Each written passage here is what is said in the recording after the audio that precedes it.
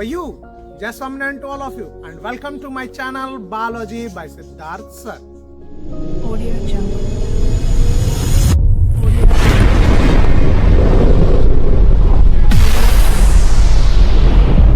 Today I'll teach seeds.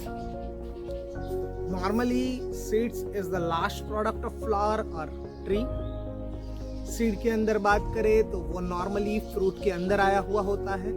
Normally आपने देखा ही होगा, जैसे कि वाटरमेलन होता है या तो कोई भी फ्रूट एप्पल होता है, उन सब के अंदर सीड्स होते हैं. सीड कंटेन करता है नॉर्मली सीड कॉट, मतलब कि उसके ऊपर कवर आया होता है seed coat. Okay, then next बात करते हैं कि वो उनके ऊपर कॉटिलेंट्स आए हुए होते हैं और साथ में उनके अंदर एक्सिस आई हुई होती है जिसे हम बोलते हैं एम्ब्रियोनल एक्सिस.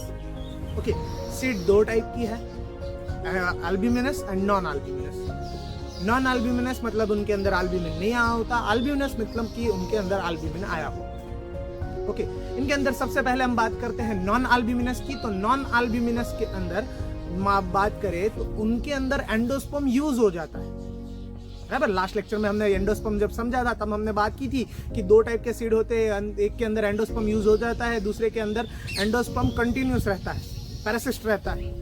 बराबर, तो एंडोस्पर्म यहाँ पे नॉन अल्ब्यूमिनस में यूज हो जाता है, कंटिन्यूस नहीं रहता. बराबर. ओके, नेक्स्ट बात करते हैं हम कि अल्ब्यूमिनस की. तो अल्ब्यूमिनस के अंदर नॉर्मली जो एंडोस्पर्म होता है वो यूज नहीं होता, कंटिन्यूस रहता है, परसिस्ट रहता है. बराबर. हम बात करें इनके एग्जाम्पल की तो नॉन अल्ब्यूमिनस के एग्जाम्पल हमने लास्ट लेक्चर में जो एग्जाम्पल लिए थे वही है कि पी प्लांट है, पीनट्स है, एक्सेट्रा एक्सेट्रा. और अल्ब्यूमिनस की बात करें तो इनके अंदर मतलब कि जिनके अंदर एंडोस्पर्म परसिस्ट रहता है, कंटिन्यूअस रहता है, उनकी हम बात करें तो उनके एग्जाम्पल क्या है. तो हमने लास्ट में बात की थी कोकोनट उसका एग्जाम्पल है, व्हीट है, मेज है, एक्सेट्रा एक्सेट्रा. ओके, नेक्स्ट हम बात करते हैं इन्हीं के अंदर सीड के अंदर. तो कई सीड के अंदर जैसे कि एग्जाम्पल है ये ब्लैक पेपर है या तो बीट है, इनके अंदर क्या होता है कि इनके अंदर सीड के अंदर न्यूसेलस है, वो रहता है, ऐसे ही न्यूसेलस रहता है, यूज नहीं होता, तो उनको पेरिस्पर्म बोला जाता है. ओके, अब सीड का प्रॉपरली फॉर्मेशन समझते हैं. सीड का फॉर्मेशन किस तरह से होता है. तो नॉर्मली सीड बनता है किस तरह से बनता है, तो हमने बात की थी कि एक कवर आया होता है इंटेग्यूमेंट्स.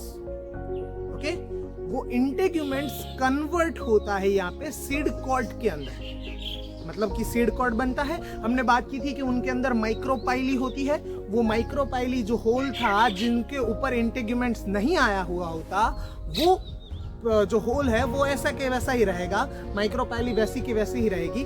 सीड के अंदर वहां पे सीड कोट उसे भी कवर नहीं करेगा, जैसे कि इंटेग्यूमेंट्स ने उसे कवर नहीं किया था, सीड कोट भी उसे कवर नहीं करेंगे. और वो हेल्पफुल किसके लिए होगा. तो नॉर्मली एयर के पास आउट होने के लिए, पानी के एब्जॉर्प्शन के लिए और उसके साथ साथ ऑक्सीजन के एब्जॉर्प्शन के लिए वो जगह खाली रहती है सीड के अंदर.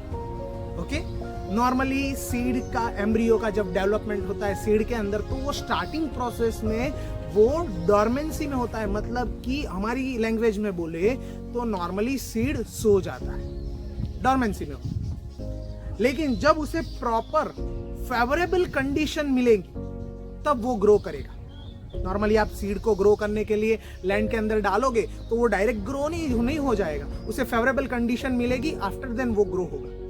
तो फेवरेबल कंडीशन से पहले वो डॉर्मेंसी में होता है, मतलब कि वो सोया हुआ होता है. इसीलिए हम सीड को स्टोर भी कर पाते हैं, उसके बारे में हम आगे बात कर ही रहे हैं, लेकिन हम नॉर्मली सीड को स्टोर कर पाते हैं. उसका रीजन भी ये है, एक है डॉर्मेंसी.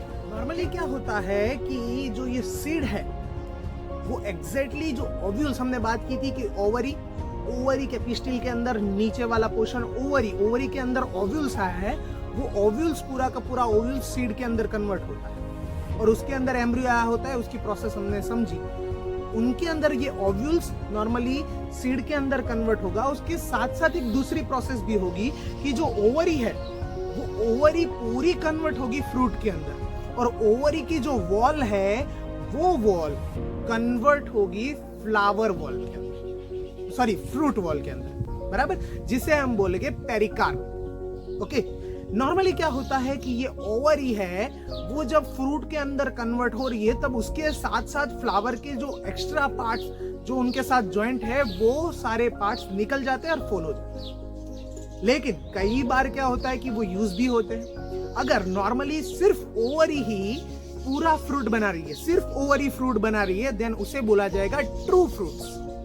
और अगर ओवरी के साथ साथ फ्लावर का पूरा थैलेमस, पूरी बॉडी उसके अंदर हेल्पफुल हो रही है, जैसे कि एग्जांपल है एप्पल है, स्ट्रॉबेरी है, उनके अंदर अगर ये सारे हेल्पफुल हो रहे हैं देन उसे बोला जाएगा फॉल्स फ्रूट। ओके, लास्ट में बात करते हैं कि कई बार क्या होता है कि फ्लावर फ्रूट के अंदर फर्टिलाइजेशन के बिना ही डायरेक्टली ये फ्रूट बनता है। ओके, देन उस फ्रूट को हम बोलते हैं पार्थेनोकार्पी फ्रूट, और ये फ्रूट बनने की प्रोसेस को हम बोलते हैं पार्थेनोजेनेसिस, जिसके बारे में हम आगे टॉपिक पढ़ रहे हैं। ओके, तो इस फ्रूट को बोला जाएगा बिना विदाउट फर्टिलाइजेशन फ्रूट जो बना उसे बोला जाएगा पार्थेनोकार्पी फ्रूट। ओके, नेक्स्ट हम फिर से सीड की बात करते हैं। तो सीड के अंदर हमने बात की कि सीड के ऊपर सीड कोट आया हुआ होता है, तो ये सीड कोट उसे प्रोटेक्ट करता है, हेल्पफुल होता है, उसे बाहर की इफेक्ट से उसे प्रोटेक्ट करता है। उसके साथ साथ नॉर्मली उनके अंदर डिहाइड्रेशन ना हो जाए, पानी कम ना हो जाए, इसके लिए उसे प्रोटेक्ट करता है। और उनको थोड़ा बहुत, वो धीरे धीरे जो प्लांट का जो सीड होता है, सीड धीरे धीरे ड्राई हो जाता है, लेकिन वो थोड़ा बहुत उनके अंदर पानी होता है जिनकी वजह से उनको प्रॉब्लम ना हो। और डॉर्मेंसी के अंदर भी नॉर्मल यही होता है।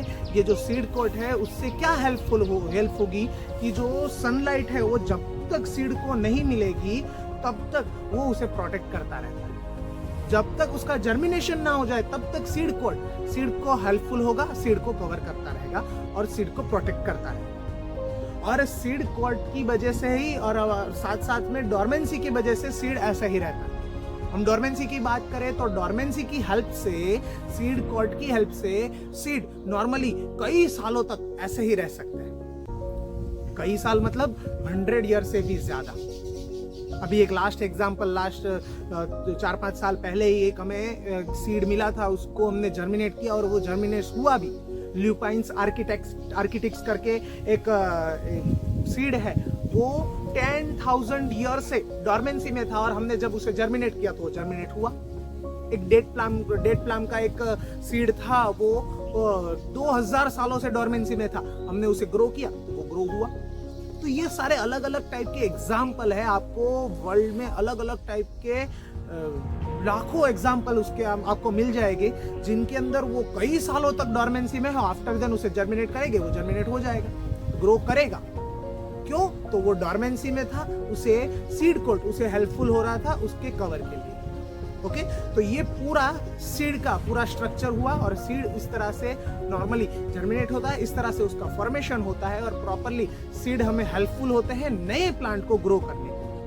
ओके, नेक्स्ट हमारा टॉपिक है apomixis and पॉलीएम्ब्रियो।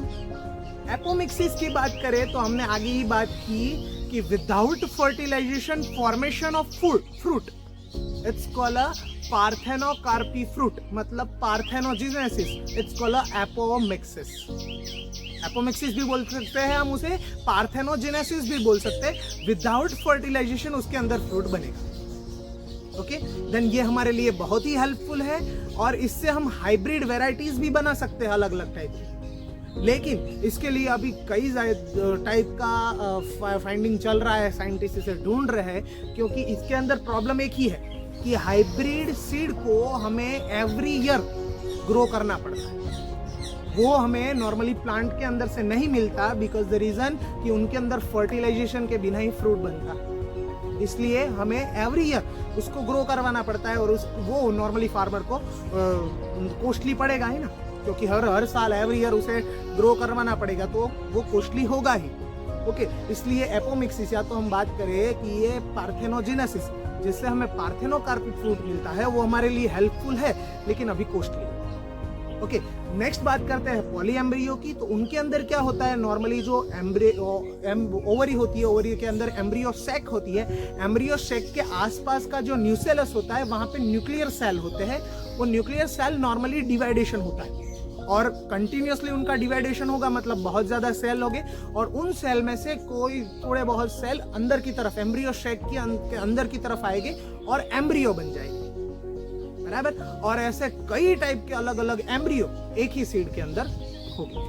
Okay, then seed के अंदर पूरे कई टाइप के अलग अलग और कई अलग अलग और बहुत ही ज्यादा क्वांटिटी में एम्ब्रियो हो गए, देन इसे बोला जाएगा पॉली एम्ब्रियो। और उस फ्रूट के अंदर के सीड के अंदर बहुत ही ज्यादा पॉली एम्ब्रियो होते हैं, इसलिए बोला जाता है पॉली एम्ब्रियो। आपकी बुक में आपको एक एग्जांपल दिया है, बराबर, कि जिनके अंदर आप उनके सीड को निकाल के सीड को अगर आप प्रेस करोगे तो उनके अंदर से आपको बहुत ज्यादा एम्ब्रियो वो आपको मिलेगा, ऑरेंज, बराबर, इनके अंदर आपको बहुत ज्यादा एम्ब्रियो मिलेगा। ओके, तो यहाँ पे हमारा चैप्टर 2 खत्म होता है, चैप्टर 2 हमारा पूरा हुआ।